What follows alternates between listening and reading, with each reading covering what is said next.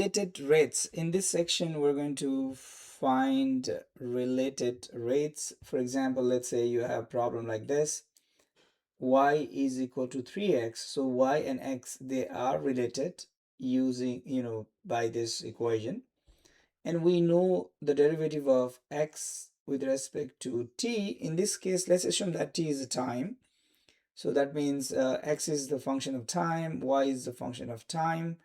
Y and x are related by some relation, and now we would like to find out related rates. That's the topic.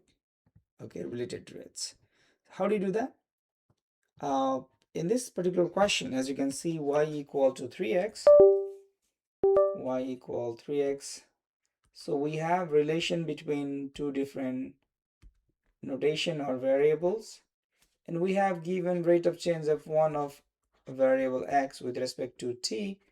Let's assume that t is time for now, and we would like to find out the rate of change of another variable y with respect to same variable t. And using this relation, that's why it's called related rates. Rates means derivative. Using the relation, that's why it's a related rates. How do you do that? Just differentiate both sides of this equation with respect to t whenever it's possible. In this case, let's say uh, derivative of y with respect to t on the left side, and then derivative of y with respect to t on the left side, derivative of x with respect to t on the right side. If you differentiate both sides with respect to t, this is what you are going to get. And by using the fact that the rate of change of x with respect to t is 8, so 8 times 3 is 24. So rate of change of y with respect to t would be 24.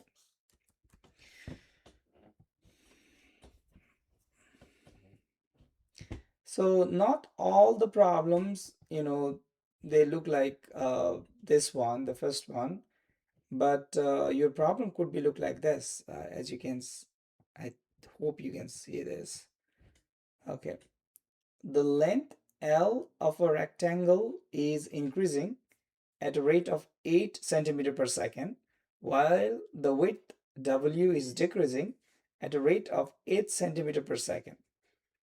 When length is 24 centimeter and width is 7 centimeter, find the rates of change of area, the perimeter, and the lengths of diagonals of the rectangle. So the problem like this here, before you approach this type of problem, I'm just going to give you some tips here.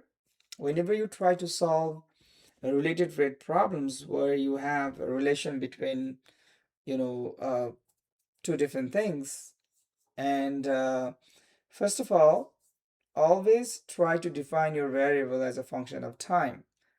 Uh, Identify variables and draw a diagram whenever it's possible. So in this question, if you look at the question here, this is about the rectangle. So when you try to draw diagram for rectangle, this is what you're going to see. This is what you are going to get. One of the side is length L. This is already introduced, so you don't need new notation. And another side is W, width. And according to the problem, length and width, both of them are function of time. And according to the situation here, it says the rate of change of length of rectangle is increasing. So the rate of change of L with respect to time is 8 centimeter per second. And rate of change of W with respect to time is decreasing, means negative 8 centimeter per second. Based on this information, now we need to solve this problem. We would like to find out what is the rate of change of area. To do this type of problem, you always need a relation between this L and W. So we know area is length times W, and we would like to find out the rate of change of area with respect to time. And because L and W individually, they are a function of time, so we can use the product rule. The first one is, whenever you try to differentiate on the left side, you have to find the derivative on the right side, and it's a product of two different functions. So you just use the product rule. This is the product rule. L times dw dt. So the rate of change of L with respect to t is 8. W minus, this is also 8 but minus 8L. So you want to find out the rate of change of area with respect to time when, now if you look at here, when the length is 24 centimeter and W is 7 centimeter. And that's where you are going to plug this value here. Length is 24 and W is 7. So 8 times 7 minus 8 times 24. When you do this math, that is going to be, I don't know, so let me just use the calculator here. So 7 minus 24 is, it's a negative 17 times 8. So that is negative 136.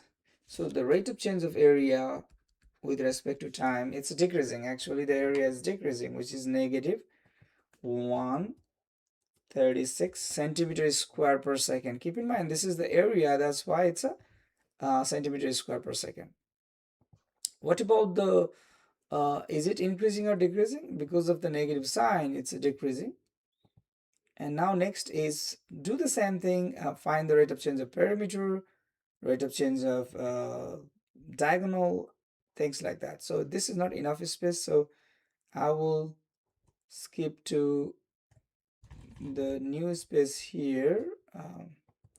So what is the perimeter for the rectangle? We already know perimeter is, because it's a rectangle, perimeter means sum of the four sides of the rectangle. So 2 length, 2 width, that's the perimeter. So rate of change of perimeter with respect to time is 2 times rate of change of L with respect to time, and rate of change of W with respect to time. And we know this is 8, and we know this is negative 8. So basically it's a 0. 2 times 8 minus 2 times 8 is 0. So the rate of change of perimeter is 0, which means it's a constant. Perimeter is constant with respect to this change because the derivative is 0. And finally, find the rate of change of length of diagonal. So length of diagonal. So if you just draw a diagonal here, if we draw a diagonal here, let's say D is the diagonal.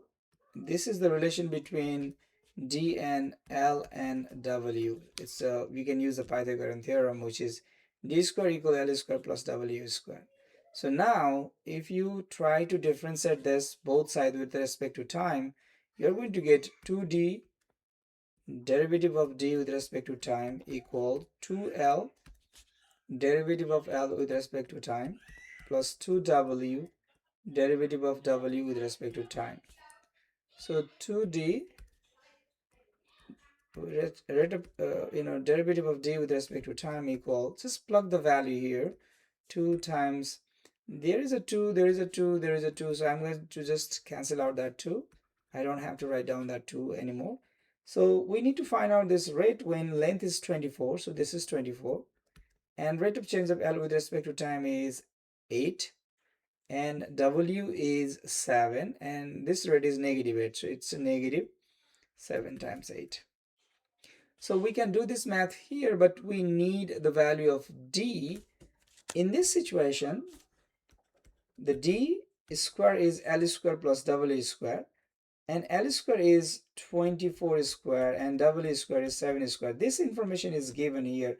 What is the rate of change when L is 24 and then W is 7? So do this calculation and find the value of D. I'm going to use calculator here. 24 square plus 7 square, so that's 625, and the square root of that, because D square is 625, then D is the square root of that, which is 25.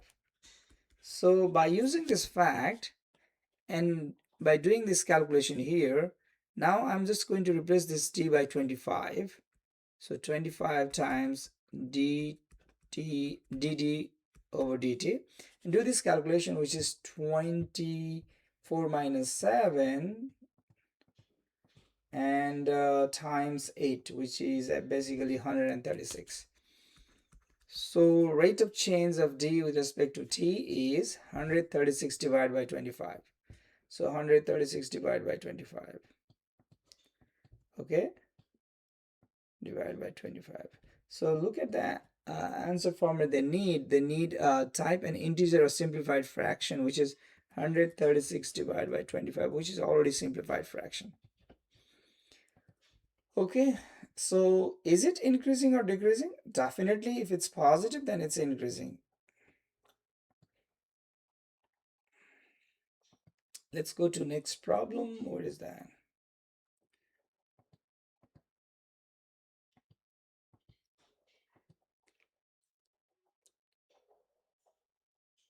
Okay, maybe this one. Okay, let's do this one. We already did this.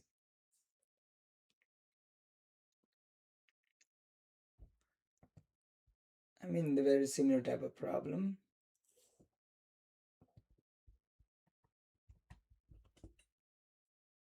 Okay, let's do this one. Sand falls from a conveyor belt at a rate of 15 meter cube. So, okay, before we do this problem, I did not finish this tips here. First of all, whenever you have given a problem, identify a variable and draw a diagram whenever it's possible. And then you need to find the primary equation, which is a relation between the two variables. Write an equation that relates your variables and constant. For that, you might use geometry, trigonometry, algebra, whatever tools are available. And if needed, sometimes you have to combine multiple formulas to eliminate any variable whose rate of change is unknown or not helpful. And then you need to differentiate with respect to time both sides always. And finally, you need to substitute and solve. Plug the given numerical values and rates into your differential equation.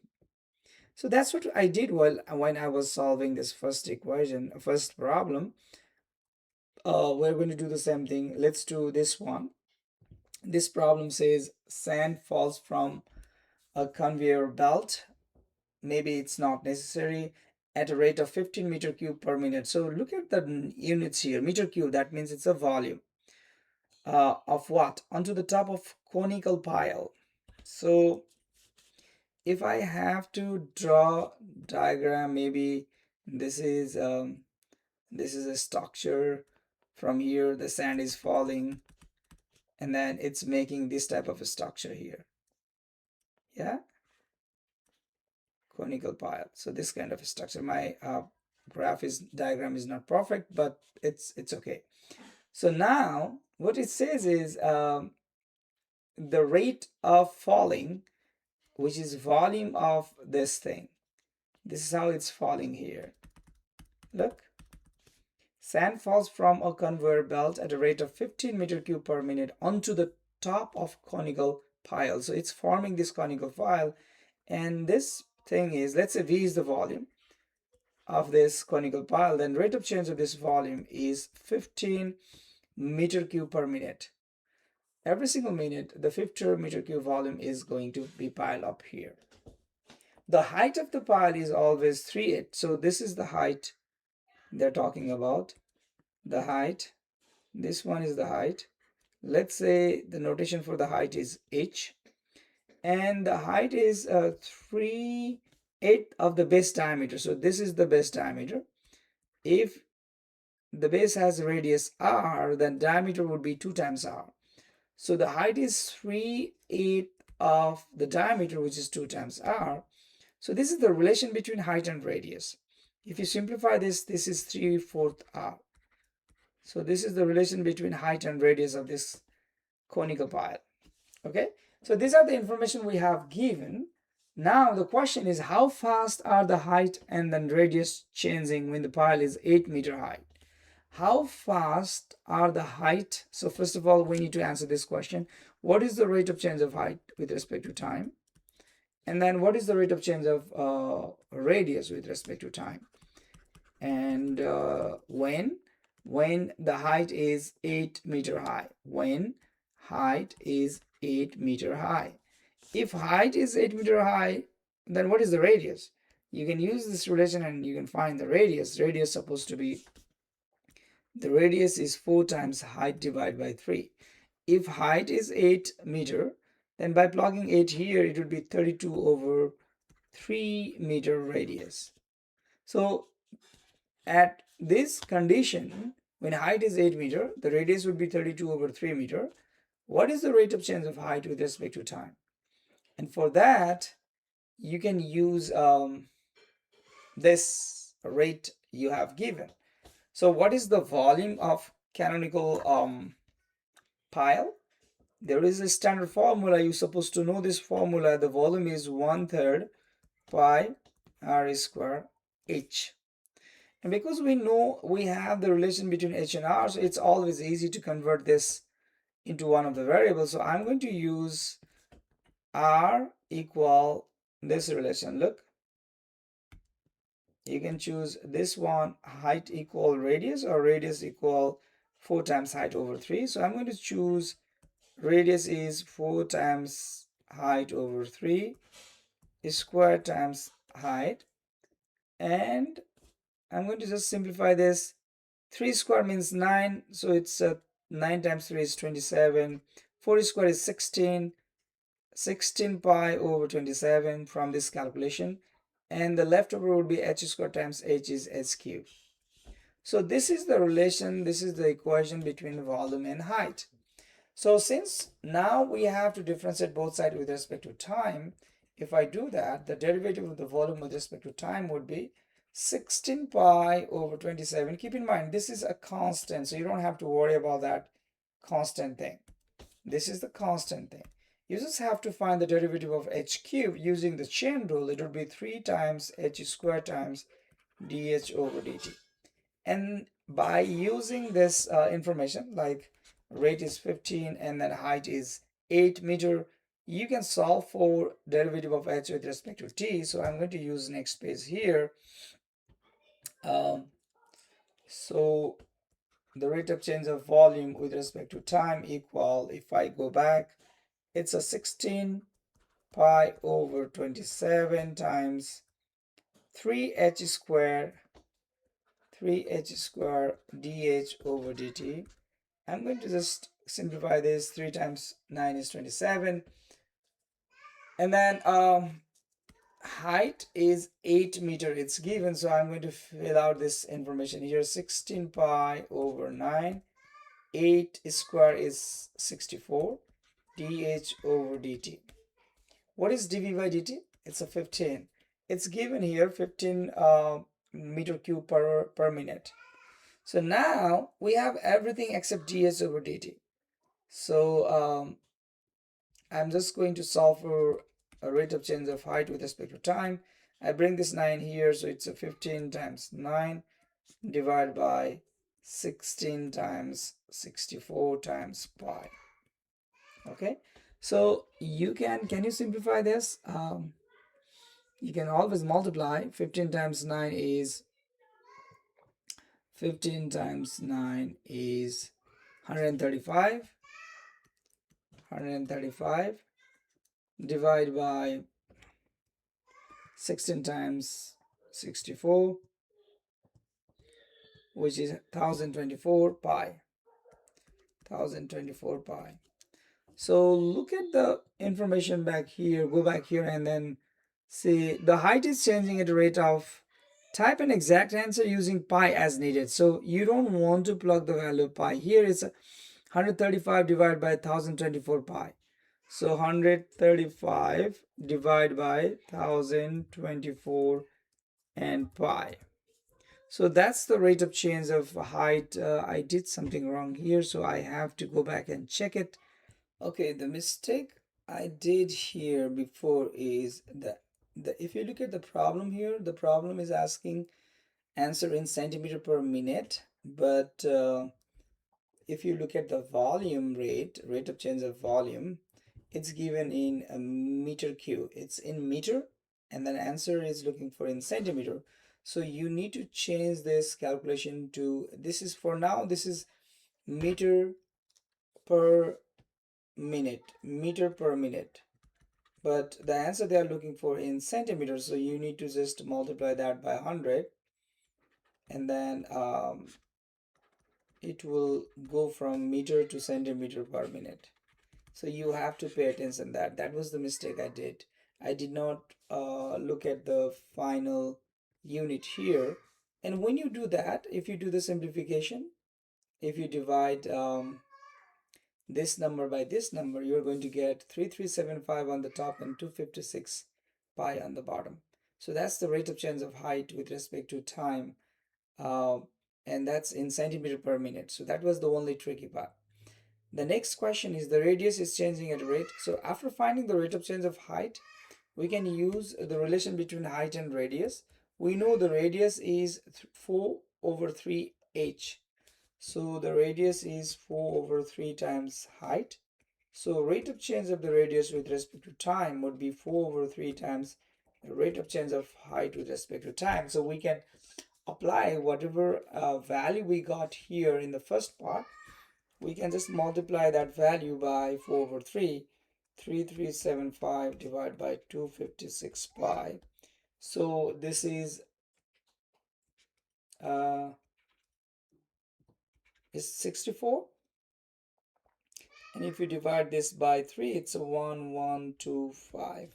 So 1125 divided by 64 pi. 1125 divided by 64 pi, and that is also in centimeter per minute. So you have to pay attention in this unit. Okay,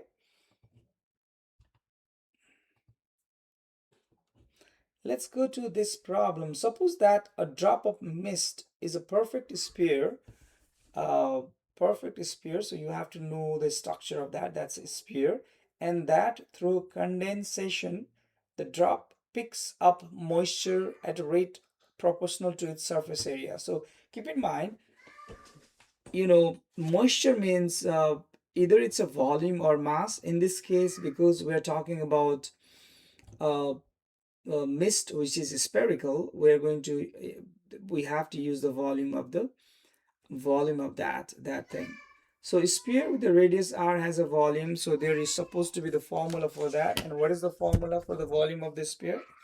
The volume of the sphere has a formula 4 over 3. If r is the radius, then it's supposed to be pi r cube. That's the standard formula. And surface area is 4 pi r squared. That's the formula you're supposed to know.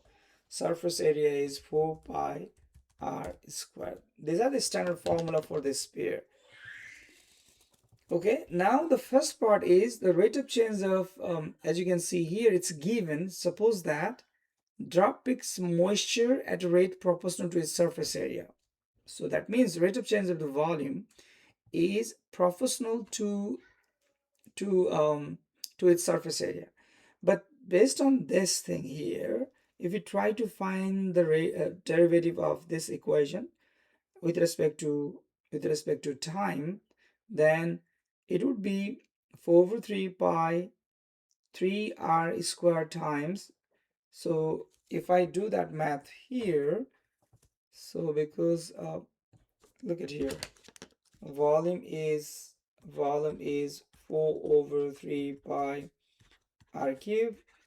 The derivative of the volume with respect to time is 4 by 3. This is a constant. We don't have to worry about this. This is the function of time, so it would be 3r squared dr over dt. Do the simplification here. So it's a 4 pi r squared dr by dt. So the missing part here is 4 pi r squared. So that's the derivative of v with respect to time. So as you can see here, this is actually the surface area formula. And also we have given that the rate of change of volume with respect to time is proportional to the surface area.